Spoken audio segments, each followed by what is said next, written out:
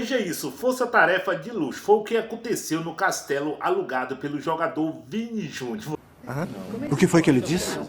Você não entendeu errado, não. Virgínia Fonseca organizou aí o corte de cabelo do pequeno Leonardo no castelo do Vini Júnior, mesmo depois da separação. Há boatos aí que os dois podem voltar. Será que pode voltar? Legal!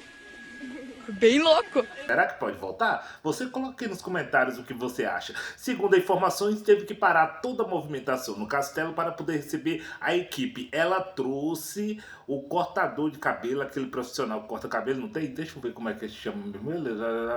Tô brincando. Trouxe o cabeleireiro favorito dela, né? Que também é o cabeleireiro do jogador para poder cortar o cabelo do pequeno José Leonardo. E foi um bafafá só. Fãs já anda comentando na internet que os dois podem estar voltando. Eita, gente, será que eles voltam?